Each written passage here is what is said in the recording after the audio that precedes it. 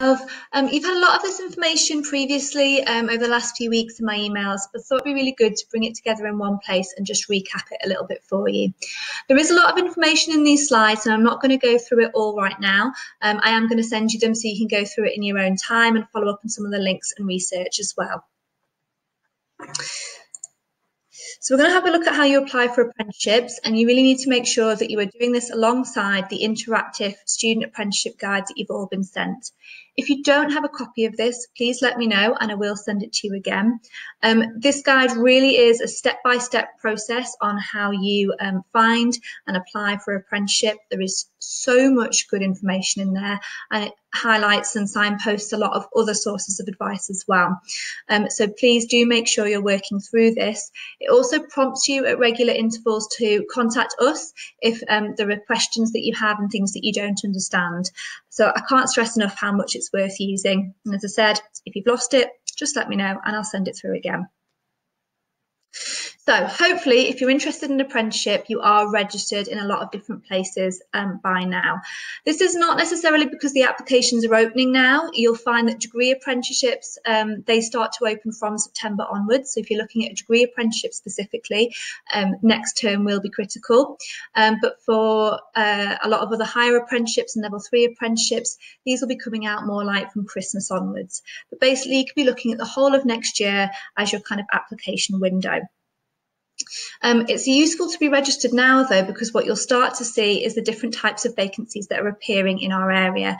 What I've mentioned previously is that just because an apprenticeship area exists doesn't mean it exists locally. And it's important that you get a good impression of what the job market is like locally, because if you have your heart set in a particular apprenticeship area and actually there are no industries, there are no companies locally that offer that, then you're going to need to have a bit of a rethink, whether that's that you travel to get the apprenticeship that you want, or you perhaps look at a level 3 course or going to university instead.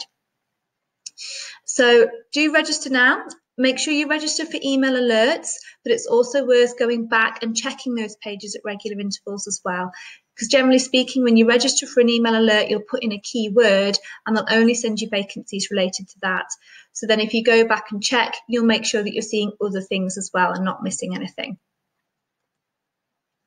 You do have to make sure you dedicate plenty of time to your search.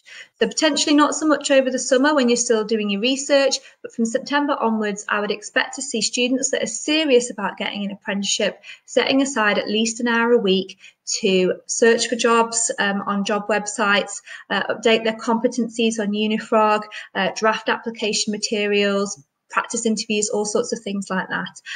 It is essentially a job in itself, and you do need to dedicate serious amounts of time to make sure that you're successful. You can also consider your online profile and networking as well.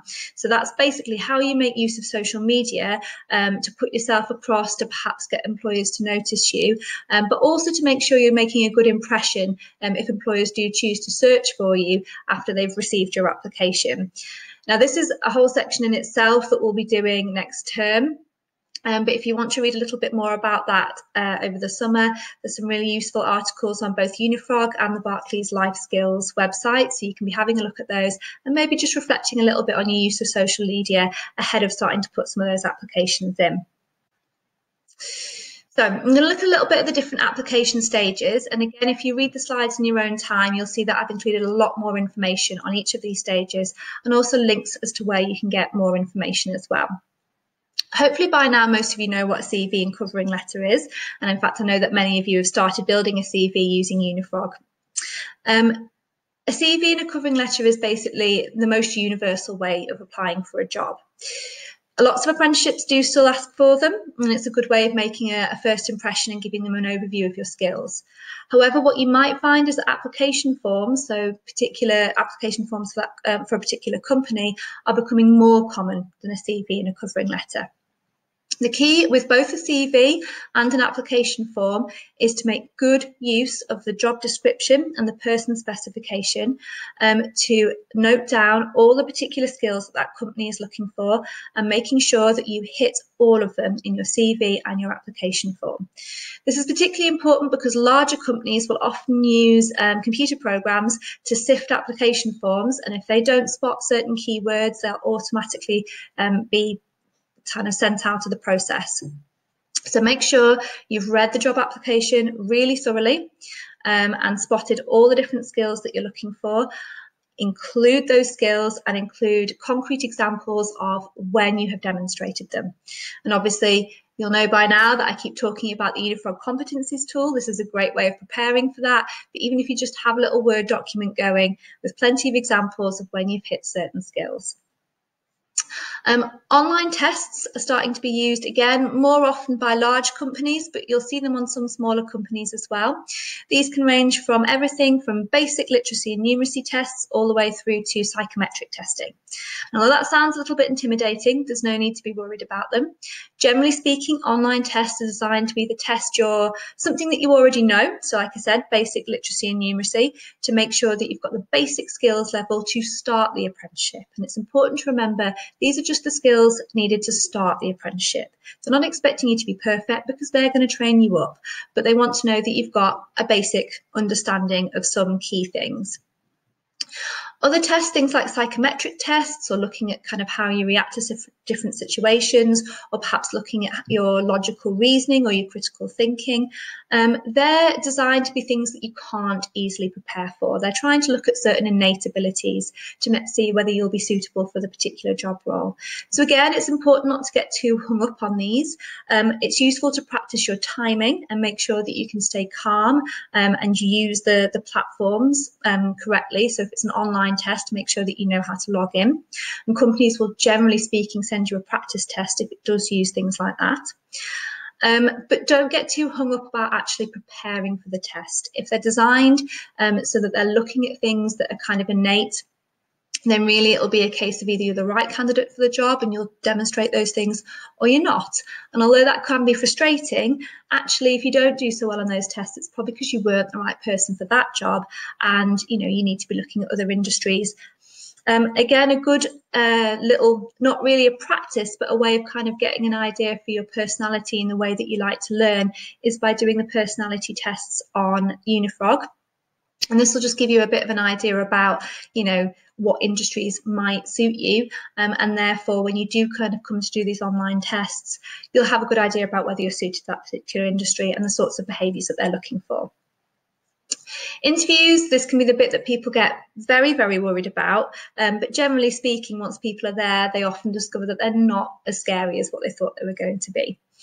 Often apprenticeships now are using several stages of interview. So you might have either an online or a telephone interview initially.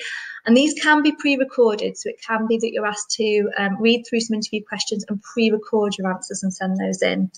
Again, this is just because large companies with lots of applicants don't necessarily have the time to do all of this in person. So they need to have a way of sifting through.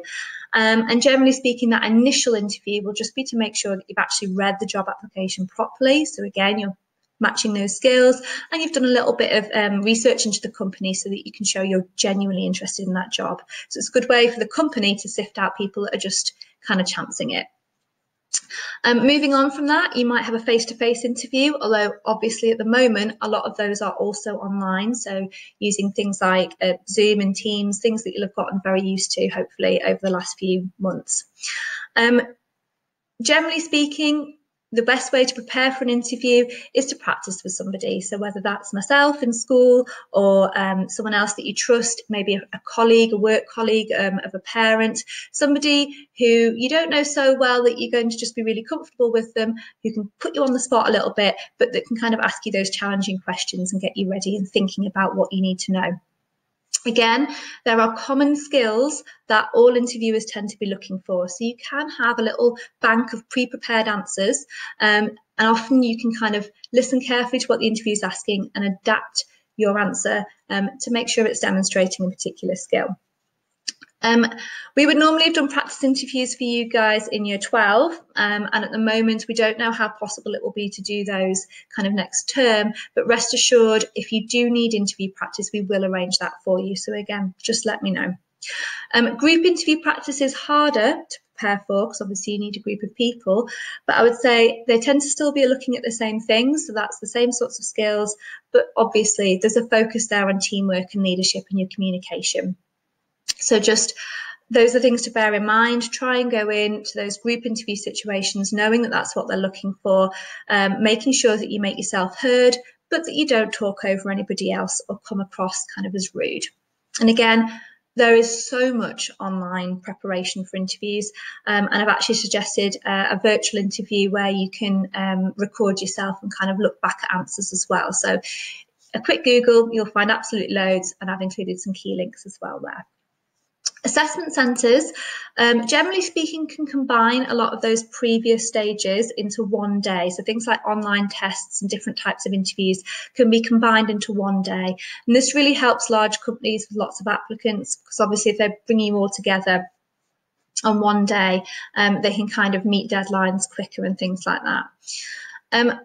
Again, generally speaking, these would be on site, but at the moment they might also be online as well. So you have to prepare for either going in person or completing those assessment centres online.